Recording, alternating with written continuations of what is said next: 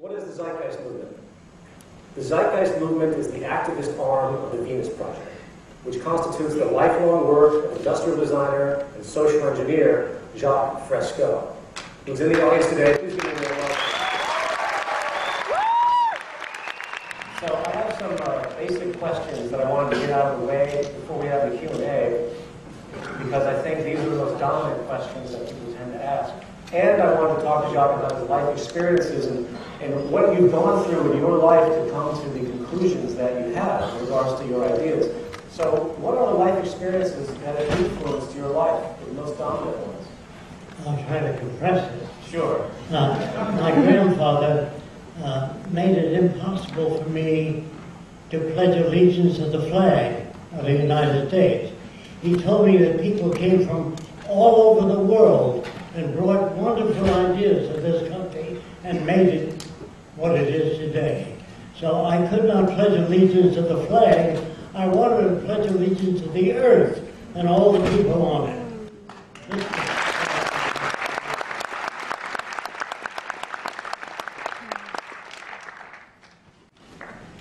Also, in school, when I refused to pledge allegiance to the flag, the teacher grabbed me by the ear right to the principal's office. And she said, he doesn't want to pledge allegiance to the flag. The principal said to the teacher, you're excused. After she left, he put his arm around me and he said, why? Everybody does. I said, everybody once believed the earth was flat. That doesn't make it flat. So he said, well, what do you think of American history? I said, it's strictly BS, bad science. Because the people in history books always did the right thing. They always said the right thing. And there's no such people. People make mistakes, poor judgments. They would appear real. But my history books did not appear real. So I told that to the principal. And he said, I'm going to have to call your mother in. Well, my mother comes in weeping. What did he do? The principal said he didn't do anything, but he doesn't accept our teaching methods, and he doesn't accept a lot about our government. So I'm going to buy him the kind of books he wants to read, and I'm going to rope off the back of the class and let him do what he wants to do. Well, this is very unusual. He used his own money for that, not public funds. Of course, to say, or needless to say, I was beaten up by many of the kids in the class. They didn't like this special privilege. I didn't arrange that, the principal did. I was not evil or mean to anyone, but I can understand their position of seeing one person selected to do what they want to do. This, in turn, gave me a lot of freedom to read what I want to read. And I discussed some of these ideas with the principal. That went on for 1.5 years, and the principal died. And that time I played hooky for 6 weeks. The tune officer caught up with me, and he said, you haven't been to school for a month. I said, 6 weeks. That's right. What do you do when you're not in school? I go to the library and read what I want to read. I go to the science museum and I do what I want to do. He said, what do you do at home? I said, I have a little lab. He said, can I see it? I said, only if you don't tell my mother who you are. He agreed to that. And when he saw what I was doing in the lab, he said, look, I can't criticize what you're doing. I don't blame you for not going to school. You can do me a favor, show up Monday, and then you can play hooky again. Well, I did that, and I never went back to school. I read what I wanted to read, and I did what I wanted to do. And I got information in a very different way. This is during the Depression, the last big depression, the 29 crash, or the 1930 crash. And at that time, 15 million Americans were sleeping in every empty lot. And that bothered me because there were things in store windows They just didn't have the money. They bought houses and cars, and the banks failed. So they couldn't pay them off, and they were kicked out of their houses. But the sun was out, and things were in store windows. It's just that people didn't have the money. So in my own mind, I said, this shit has got to go.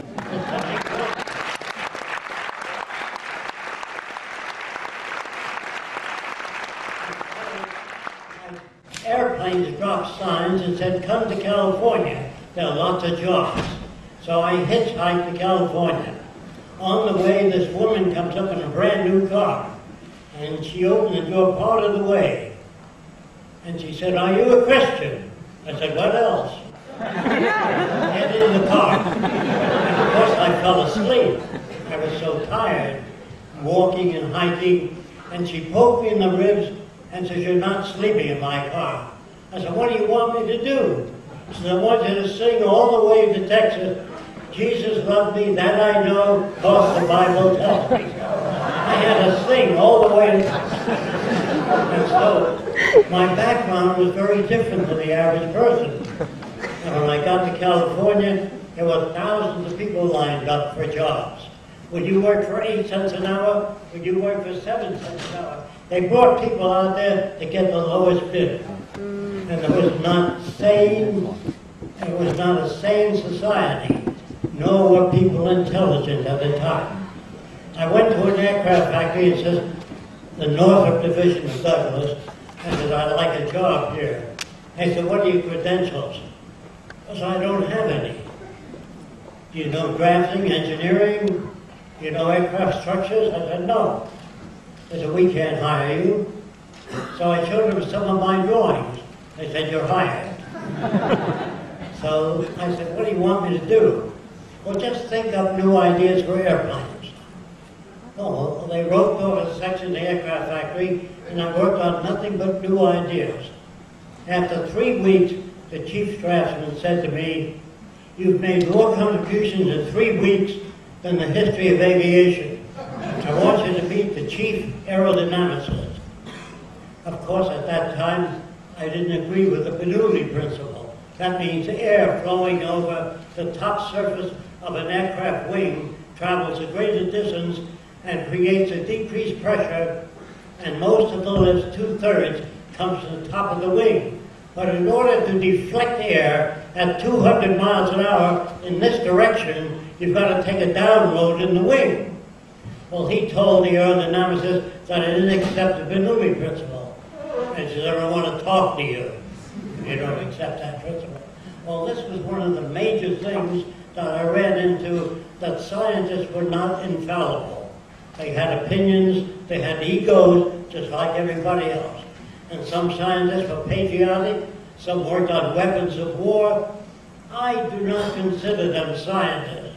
A scientist is one who cannot be trained in one area, optics, engineering, structures.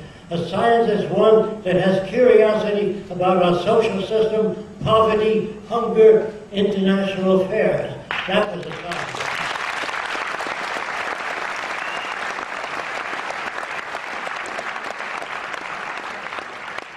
It is not that I wanted scientists to control anything.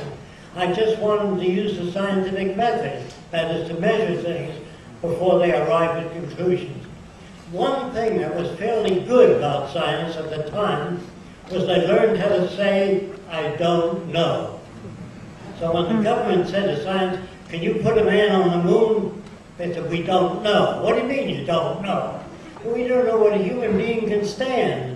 So they put him in a centrifuge and whirled the person around. And when he conked out, they said they can only stand 7 gravity, or 9 Gs, 9 times gravity, and they conk out. Then they said, we don't know whether people can eat in space. And they found out that if you had a glass of water, if you pulled the glass away fast, the water remained where it was at. And the water would then form bubbles and move through spaceship. So they had to put water in a container and squeeze it into the mouth to save the food. So that's what I mean by I don't know. A scientist is a person who looks at a situation and says, gee, I don't know what caused that.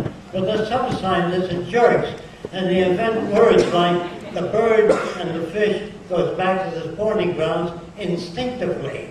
Now what does that mean? He could have said they do it by hula hula. Because it doesn't tell you anything, the word instinct. And another scientist named Jacque said, I want to know what the mechanism is that enables fish to travel thousands of miles as a spawning ground. Don't give me a word like instinct. Tell me how that works. And it was guys like Jacque and wonderful books that were available at the time that helped me escape from the patterns of most people. And I can't go into detail now, but that should suffice for giving me a somewhat different point of view.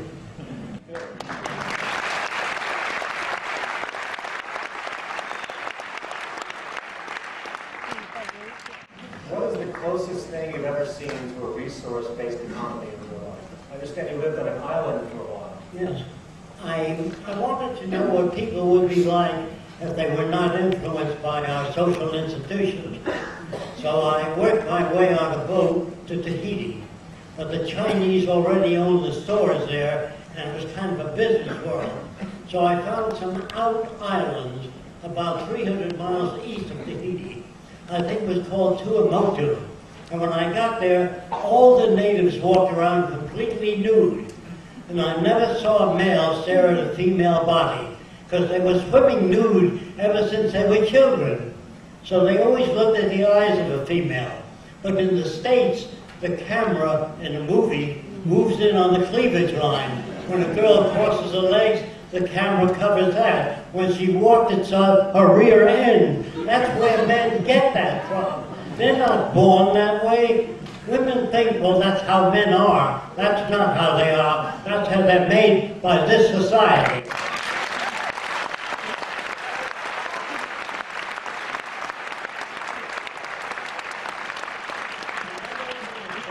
Another interesting thing about the island people is that I brought mirrors and beads, and I was going to give them out to establish rapport or a sense of well-being with the natives. But they were already in my hut giving out my mirrors and beads. And I said, you know, what's going on? They said, you got too many of them. Well, I didn't know what that meant until 3 days later when some men were pulling fish in with a net, and they threw fish to anyone standing there. That was a resource-based economy. They didn't say, you owe me $5, you owe me $3. They shared everything I had. Then the missionaries came. They set up a tent, and they was going to teach them about Jesus. So the native women came to church, you know, with their breasts pointing to the moon. And the missionaries couldn't give the eye on the text. So they gave the girls T-shirts. They said, when you come to church, you put on a T-shirt. And all the girls put on T-shirts, but they cut 2 holes. I have no idea why, because they were brought up in that area. Now, you couldn't sell a nude magazine to any natives, and they wouldn't collect pictures of nude women, because they didn't know what that meant. If you covered a girl's nose, and you said to a guy, did you ever see a girl's nose? No. Well, show him a little bit, he's going to have to loosen his collar if you bring him up to that. So our culture is warped. You know, I've been to hundreds of restrooms, and I've never found a place to rest.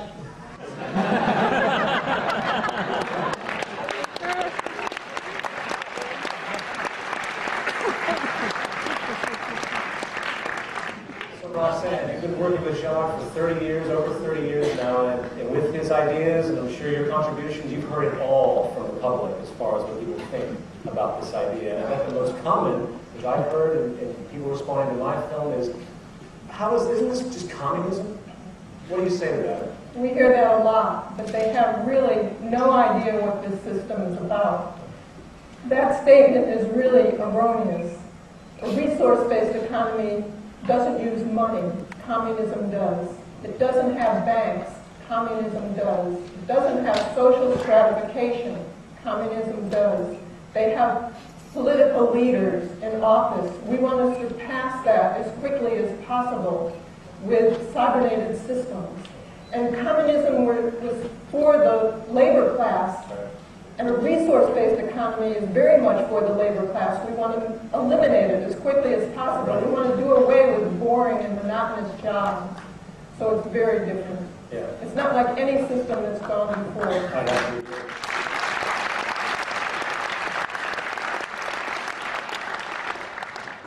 Now here's a more complex question, I think for both of you. I'm going to ask you first. How do you see the transition occurring from our current system to a new system? We're in the process of the transition now. The system is breaking down all over the world. People are losing faith in their elected leaders. So the transition will be painful. And there'll be crime, mass riots, and making of new laws so that the minorities are in the house by 9 o'clock. They're not supposed to be walking around the streets. You're going to have nothing but trouble ahead in the transition. I have nothing to do with that. Sure. If people understand what a resource-based economy can be, I don't know what it will be. That's up to you. Roxanne and I have absolutely no power. If you like the basic ideas of a resource-based economy, it's not perfect. It's just a lot better than what we've got now. So it's really up to you, talking to people, telling them about a resource-based economy. Right. That's the only way to bring it about. Right. Thank you. Sure.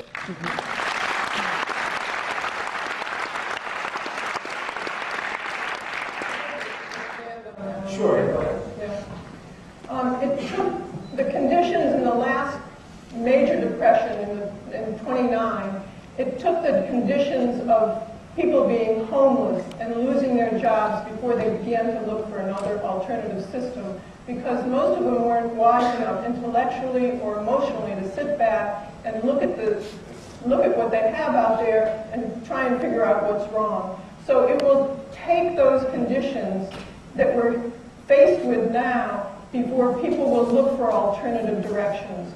What we'd like to do is make a major motion picture for the general public to give them, and this motion picture will show life in a resource-based economy and show how the system interacts with people and how it changes their behavior and the freedoms that they'll have in that system. And we want to show flashbacks in the movie of how we got from here to there that will help answer questions that general public has that they have because they can't understand the new system, because it is unlike anything that is out there. So they liken it to the way that they see things today, and as I said, it's nothing like that. So we feel that the film will be a stepping stone for the transition to go a little bit smoother. So if anybody's in the movie industry or other than, Peter took this just so much further than what we could do by exposure and education, and that process has to continue.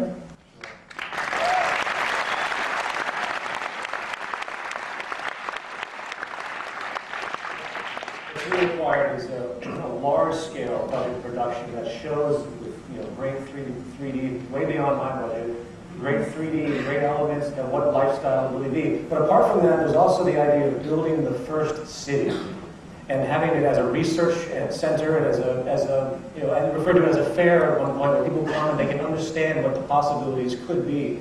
And this is something that I was hoping to put into the presentation, but I didn't have a chance to do it. When at the ZDAY.com, when we began to talk about people possibly donating land, there's already people that have been considering this. You would assume that maybe 1 mile in diameter is a possibility, or 1 square mile could be created to build the first city. And this would be essentially everything that, from the renewable resources to all of the sensor systems that we would use that would prove to the public that it's possible, put this in action. It could be smaller, it could be larger. This is something that I think is the next step. Apart from showing the people what could happen, we have to also create, this is the scientific method, we have to put it to test and show what it really can be and have the world come together, countries from leaders from all the current nations, and have them come together and say, look, this can happen. We can design cities like this. We can design the world like this.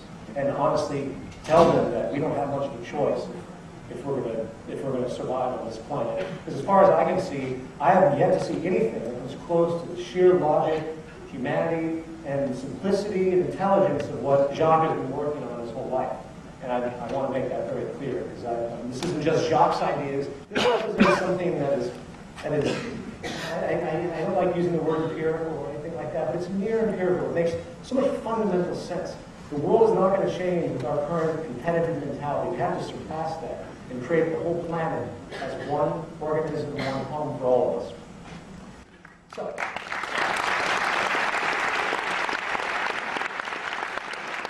and so I throw that out there. If you have ideas about land, I would, we still live in a monetary system, unfortunately. If there was a big pool of people that had the money to do so, to buy a 1 mile radius of land, to begin this project on a larger scale. They already have, where they live in Lewis, Florida, similar setup to this, but the circular arrangement shown and made available for the world to see would be a profound step in this.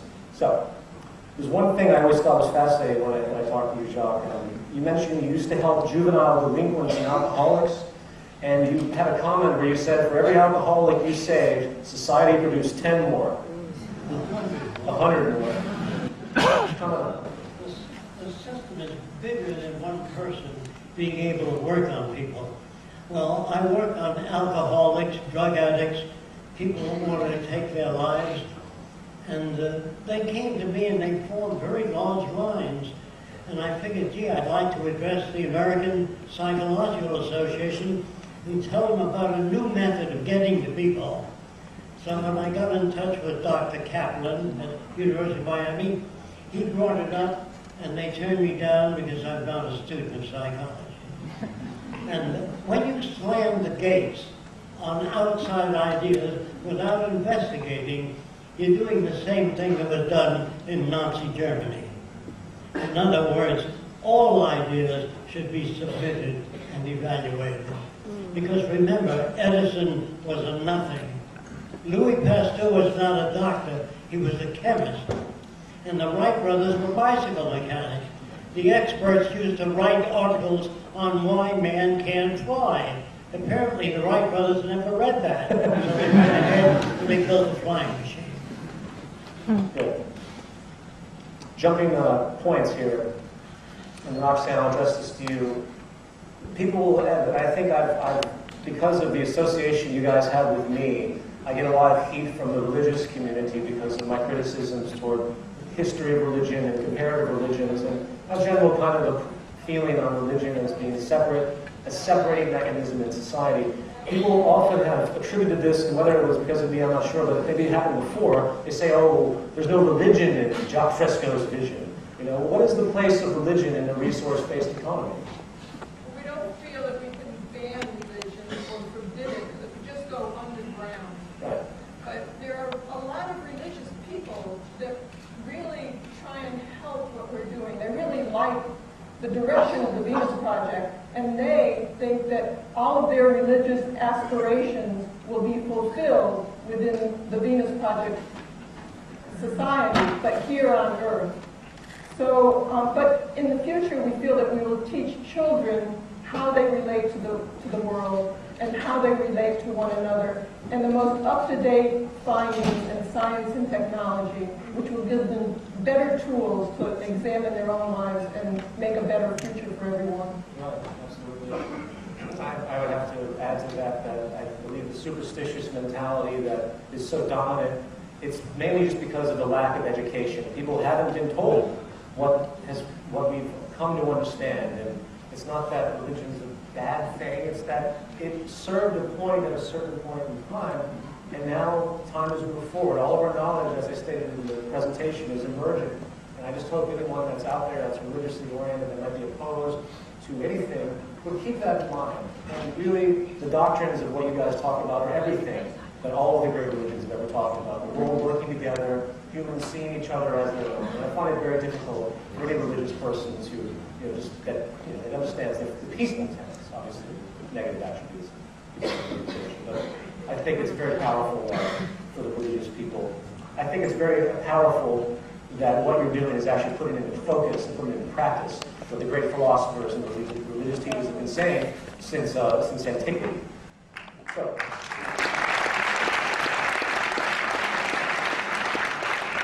Now, this is for both of you. It's kind of a broad question. You know, you talk about prefabricated homes, and people automatically think, you know, trailer parks, and they think, you know, that everyone will be the same. Everyone will be regimented. What is this fear of this loss of individuality? Well, first of all, you don't have individuality. That's a myth. If you had individuality, it couldn't be wars. There'd be thousands of different political parties, not just the Democrats and Republicans. And you've never had a democratic society. Well, that's an illusion. So what we hope to do and what we hope to accomplish is to expand every human being to their highest potential. This would be a sane society. Yes.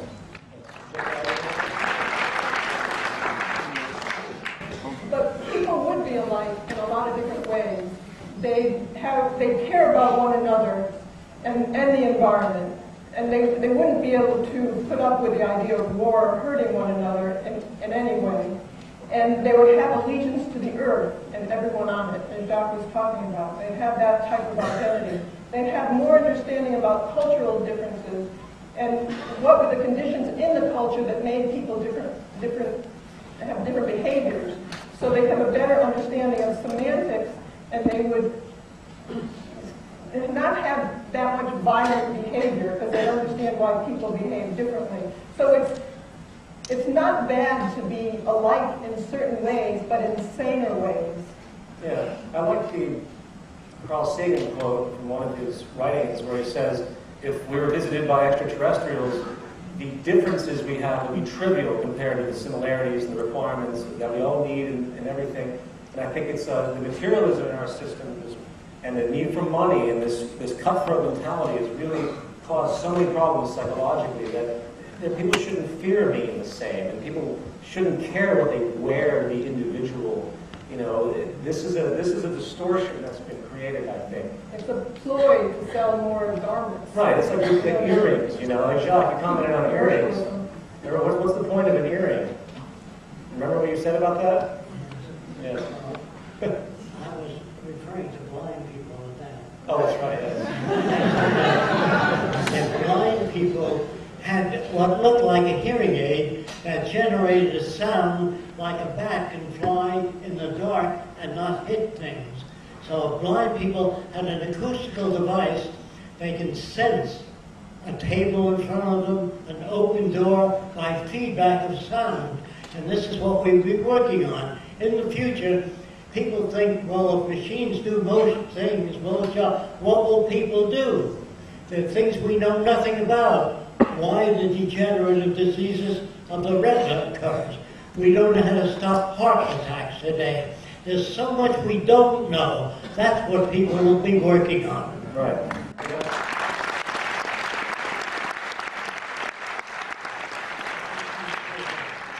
They won't be killing one another. They'll be working on problems common to all people. Yes. Tsunamis, hurricanes, all that area.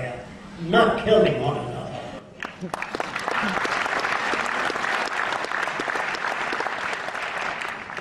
Here's a technical question. It's by 2050, it's claimed that there will be over 10 billion people on the planet. Do you think by our current methods today that we will be able to deal with that type of population? Well, we have the methods, but we don't apply them. No, I mean today, what we're doing right now in the monetary system. Do you think that this population growth will be extremely detrimental? Yes, yes, I do. I think so too. I think that in the future, with a better and more relevant education, people will study what the carrying capacity of the earth is and the environment, and maintain a population in accordance with the carrying capacity of the earth, not someone's opinion. If the Vatican said, go forth and multiply, and the Lord will provide, all I would say to the Vatican, if he doesn't provide, with you.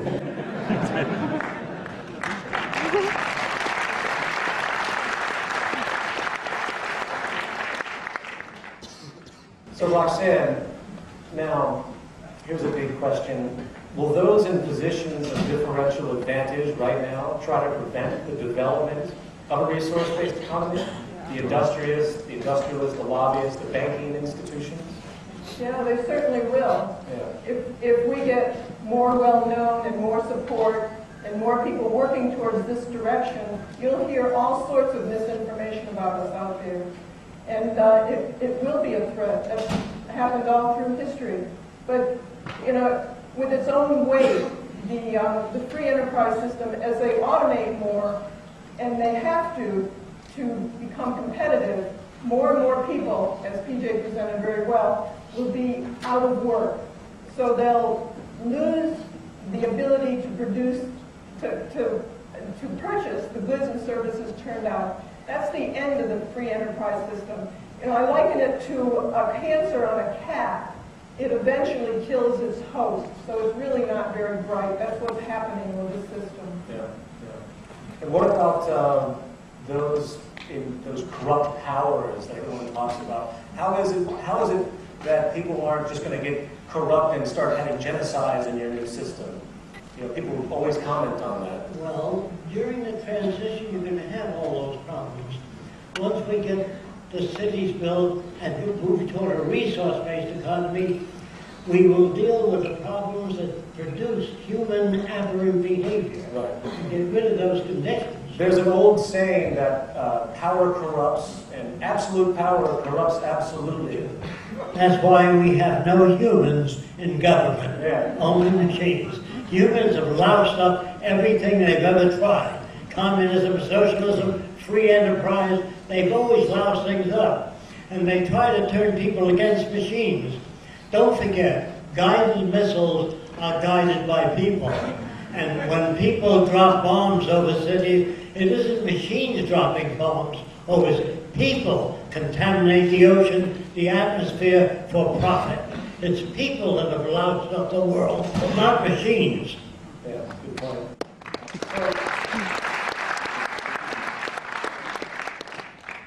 Now, people will say that you're providing all of these technical ideas, but what about the spiritual, as people always talk about, these notions of metaphysics and the out there, everything else? Yeah. Well, that's because people really don't know how all this began. Where did it come from? Somebody had to make it, and this is where they began to make God in their own image. A guy that sits up there in the clouds and he looks down at everybody. And if they don't behave, he creates floods and earthquakes and disease. And if you don't follow the 10 Commandments, you burn eternally. That sounds more like a psychopath than God.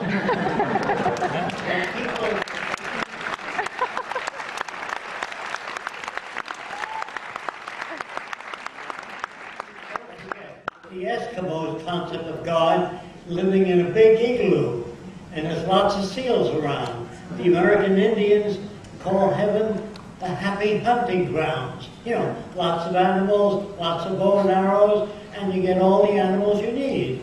So people try to conceive of God in their own concept. That's why I try to tell you over and over again, there's no such thing as good or bad people. In ancient Rome, they used to feed Christians to lions. This was typical. And when a Roman family came to see the Christians being fed to lions, the kids would say, "Daddy, can we come next week to see Christians being fed to lions?" And Daddy said, "Only if you behave yourself." Is there anything wrong with these kids? No. There's something aberrant about the social institution that advocates that. Yeah. It is now 10 o'clock, and I was hoping that we get the Q&A faster than this, but let's do the Q&A with all of you now. Please speak up, because I'm coming to Jacque. Thank you, Jacque. Thank you, Roxanne. He says thank you. My question is, Jacque and Roxanne, what do you see in the future in terms of interpersonal and emotional intelligence, gender roles? What do you see? Where is that going? What are your feelings on gender roles in the future? Well, I think it would be, again, you asked me that, so I'm going to tell you, when you give a little girl a doll, you're programming her. let the girl pick what she wants, whether it's a erector set or electric trains. Don't start handing them or tying a big bow in their hair. Then you're producing an object like yourself.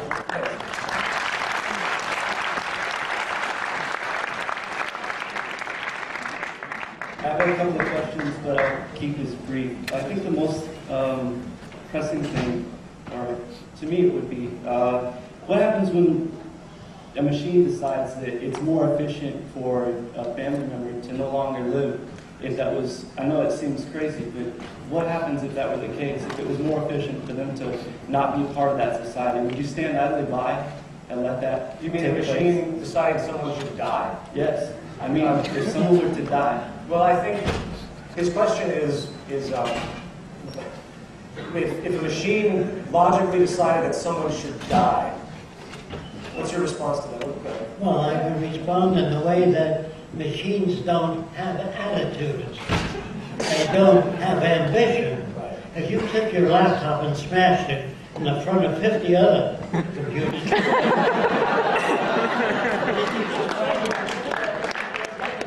they don't care. Machines have no ambition. They don't want to control people. This is a human projection into machines that comes from Hollywood. I'd like to add to that, you know, in this system, humans are understood as cultural products.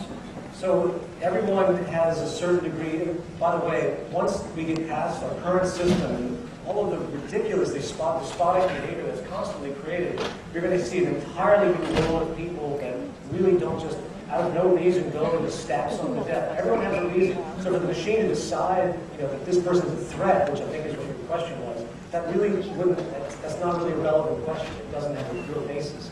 If anyone does kill someone out of jealousy and old-time mentalities, you know, derived from earlier elements and probably the transition, you know, as we move towards a different society, I think they would be treated as what they really are. It's a dictation as they presented in the chapter. Thank you all for what you're doing. I do appreciate it. Thank you. Thank you for the question. And we're going to Lathan back here. Hello. I have a question about your thoughts about culture and history and how that plays out in this new construct. And specifically, I think there's this kind of maybe egoic thought of attachment to the past or to history or to culture. And so how does that play out in this new model, this new system? Yeah, traditions. Sure. Well, a lot of old traditions have really long outlived their usefulness today. I know when there was an old Jewish man who came up and said, "Are you going to allow traditions in a resource-based economy?" And we said, "Well, would you?" And he said, "Yes." And we said, "How about the Klan? They've been meeting 70 years in the same place." And he said, no, not that tradition. So we really have to see what traditions are useful to society and perpetuate those. Those that are harmful, we really need to outgrow them. There's no restriction. There's no restriction. It's a matter of education. You know, the attachments that we all have are very much material, I believe, and they're very much created by our system because of the materialistic attachment itself that's perpetuated by our social system. I would love, personally, I can't stand property, I can't stand ornament, I can't stand any of that stuff anymore. I've come to realize that it doesn't mean anything. It's like if you're attached to earrings and you're on an island and there's no one else there, would you wear the earrings because no one's there? You know, it's a big step, I think, for people to think that way. But it's a good question. Emil? Basically, I see your guys' point of view as purely scientific. I don't see any holisticness to it. So I'm going to try to make an analogy in terms of science. I like to think of the world as a big biome. It's just one organism. We're all in balance, the ecosystem. And within that, I think that if we push too far in one direction, that it's going to equal drastic outcome. You know what I mean? Like if we took one species out, one species is going to deplete and the other one's going to go through the roof.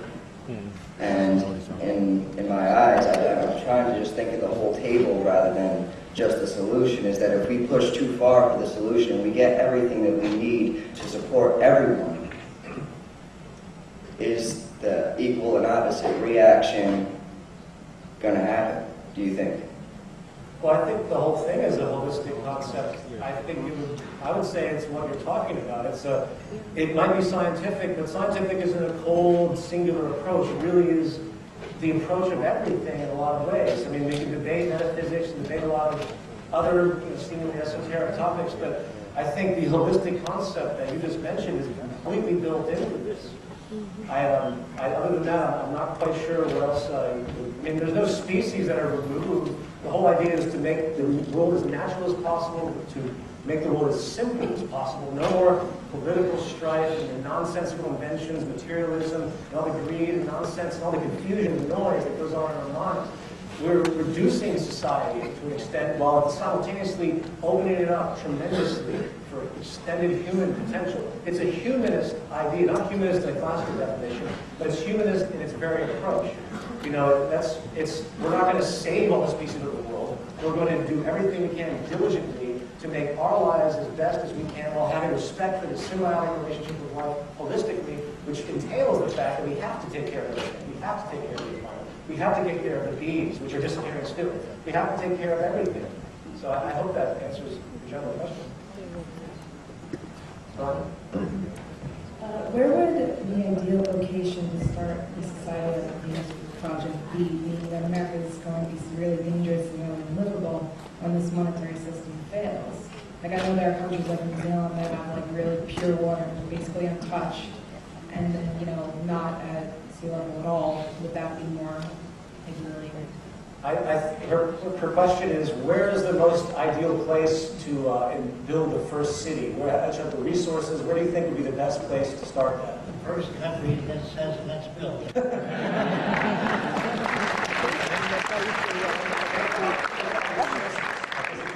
For example, Iceland contacted me. I had a lot of people from Iceland contact me, and I mentioned this to you guys. Their system is completely collapsed because of the fraudulent banking structure. And, you know, Iceland would be kind of a difficult place, I think, to start because they have geothermal, but they have a very limited amount of resources, so it would be very difficult for me to self-contain. I think if we had a choice as to where to build the first one, and it's still within the monetary system, then someplace that's flat, because it's easier to build, and warm, so we can use solar energy, because if we still are within the monetary system, we'll have limited access to resources and other things. So we have to take all those things into consideration. The most abundant area we can find, actually New Zealand is a great place. There's some people on the site talking about the zeitgeist movement in New Zealand, and there was someone eventually that kept emailing me about land they had, and it's something I need to follow up on. Everyone's very excited about the whole possibility of all of this, just getting it down and getting a functional operation going. So, are there any education systems now, or are going to be in place soon, that are going to try to work on that, like a different form of education, not like the cookie cutter kind of program education system that we have now? I would just first say that education, as I've noted, is focused on the monetary system. Jacque, your feelings on a new educational system. What would the new educational system entail? Children, this is a lot of solitude, would not be brought up with fairy tales. There's so many interesting things in nature, how beavers build dams, continental drift, and children can learn how to read at a very early age. And they can learn to appreciate the stars, planetary sciences. You don't have to give them Jack and the Beanstalk. Life is tough enough without all those myths.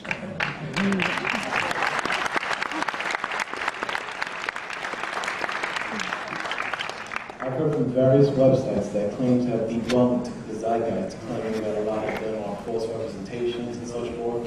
And they've also made claims to compare the Venus Project to something like a New World Order, where secret societies hope to create one world, one government, and so forth. What would you say to those folks?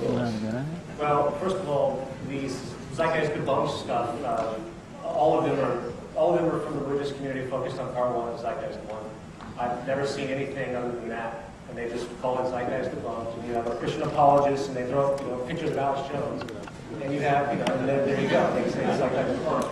Well, first of all, the New Order aspect, any change, as Roxanne said initially, is going to be met with opposition. And we have a very superstitious and brainwashed culture on multiple levels, a very terrifying culture too. And if you say anything about the world working together, boom, you're Karl Marx, you're communist, and it's mind-blowing to me. As far as the secret society is and all that bullshit, all I can say is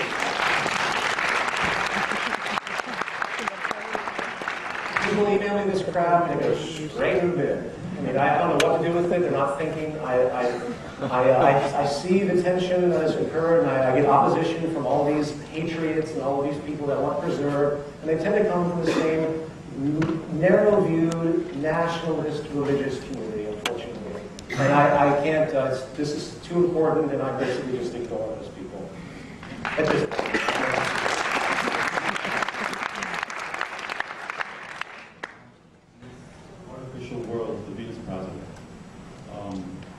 Why create an artificial world when either by design or by evolution we've gotten already a perfect world without the technology? And a perfect world. How would human reproduction be controlled in this society with abundance? And when did we forget that we were animals? Well, we never forgot we were animals. This is a totally naturalist system. The abundance has always been there only at a certain level. I would have to say that our transition point here is to realize that all the work that we normally do, all the labor that we have to do, we used to be hunters and gatherers, we have to spend outrageous amounts of time collecting food. Unless we want to go back to that period, which in a lot of ways is unique and almost better than what we have now. But we now have the ability to have an incredibly new world, not artificial whatsoever, actually more natural and practical, where people are actually free because of this new creation that we have come up with called technology. I find it to be completely natural, completely evolutionary. I see nothing artificial about it whatsoever. Human reproduction? Educated. Yeah. Through education, we can help population control. We wouldn't force anybody to do anything, but they'd have much more knowledge about how we, when we deplete our resources, we're really going to have more violence and war, and so what we really want to do is make a society that has abundance, and that's how you say that you're talking about a society that's natural, but we're trying to make a world that preserves what we have out there. What's happening now, we're depleting the earth, we're killing each other, so there's really no way out now. What we're going towards is just annihilation. So we're working on a society that helps preserve the earth and one another. And people will understand. They will understand what they're doing to the world when they have children. It's no coincidence that the poorest people have the most children. You notice that? And it's because they don't think about it. And they come from superstitious dispositions, like Jacque pointed out, where be fruitful and multiply. Well, that's great. I mean, that doesn't help anything. With these Supreme Court justices, they want to make laws against abortion. Well, why don't you just take the babies that are born and stick them on the step of the Supreme Court and let them take care of them? This is this twisted mentality, the superstition that we have, that it's going to be difficult to get past, but the direction is there. I think it's just a matter of time that people come to understand the true nature of life and how we all have to work together, the symbiotic processes of life, and the emergent nature of reality, which enables us to constantly change and grow. As I stated, we have to become experts at changing our mind. I think once that value system takes hold, people will really start to change very quickly. Well, you are an animal, I'm afraid. We all are animals. We are all products of our system. There's no individuality. I'm not I'm not coming through the ether. I'm a walking culmination of my life experience. I'm an amalgam of my experience. I'm not original. I'm only original in the sense that I happen to have unique experiences that's different, just like all of you do. My creativity is that all of my life experiences have oriented me in a specific trait of thought. That's what makes me who I am. I'm a product of the environment and intimately connected with everything. I'm not an individual, and no one is.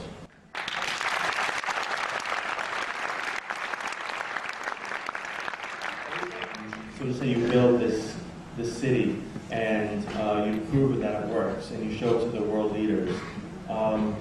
Which world leader do you expect will give up its power? And I suspect none of them will. So my question is, what will it take for this system practically to actually take hold and this transition to actually happen? Welcome to the Zeitgeist Movement. The Zeitgeist Movement is a grassroots campaign to get all of the nations, as many people as possible in every nation across all borders, into a common focus, moving in one direction to the general welfare of humanity as a whole.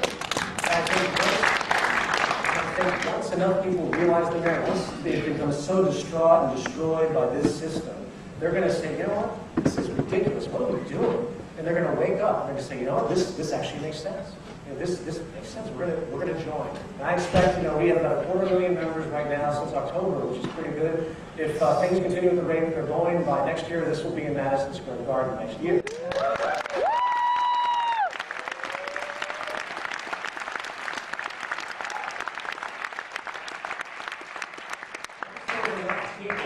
Then the march begins with pressure against all political systems simultaneously. On the subject of transitioning from the current system, what's your opinion on experimental communities, whether it be like the Earthship community from Mexico that was mentioned, or Palo Solari's Arco Santi project in Arizona, eco-villages, things like that that are breaking the mold, even certain Native American nations that are breaking the mold, saying that there's a different way of doing things. What's your opinion on those as far as creating a network of minds to have those be the icebreakers of the times? We feel if they're interested in this direction, then we'd like to work together. But there's a lot of splinter groups that go off and try different things just because they're disillusioned with what's going on today. But they don't have an overall social direction. People in the green movement, or if they want to build a nice clean city, or they want to build a green building, that's not going to solve the problems. It's a whole new social movement and a social direction that we need to work towards. I would also add that the logic of green and recycling and optimization isn't a stylized concept. It's universal. It's understanding what's relevant to our life. I mean, you probably get a lot of emails from people that we have this new floating island, and we think it's great for Jacque Fresco. I mean, what makes your system better, or what is the train of thought that is important in your system that makes it near universal in your mind? It's not patchwork. It's not patchwork. And it's the ability, they have what I call today intelligence tests. Actually, the only intelligence test is your ability to extract significance from any situation. That's intelligence. But other definitions don't make sense. An intelligent electrical engineer of 75 years ago couldn't get a job today. So what does that mean? That there's no such thing as intelligence. It's an ongoing process. There's no such thing as civilization yet. We learn more every year and add to it. There are no final frontiers, no utopians, no best computer. It's the best we can do up to now with what we know.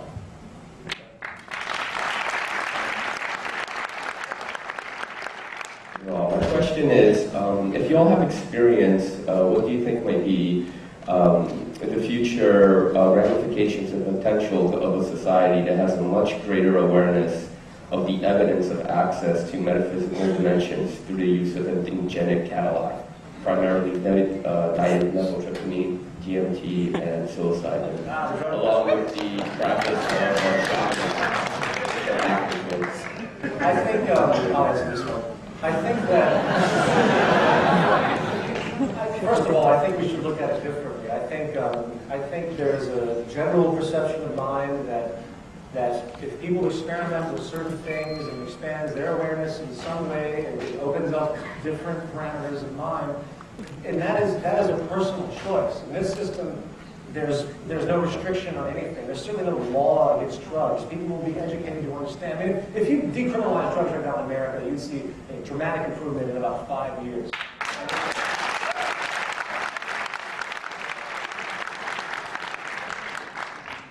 far as the metaphysical notion that you talk about, I really couldn't say I can relate to that. I think interesting ideas, but when it comes to the tangibility of the basic necessities of life, what we're talking about is getting the foundation done.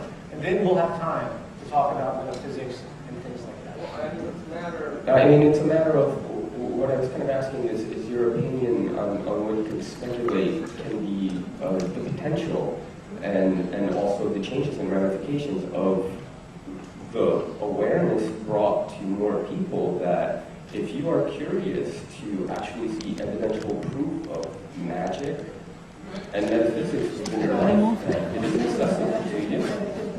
All right, I'm going to let Jacque address magic and metaphysics, so you're not going to like it. Tell us about your experiences of metaphysics and seances and magic and things like that. Well, I was told by 2 Catholic priests that there are things beyond the physical. So I said, I have never seen them. Take me there when it occurs, or let me know when I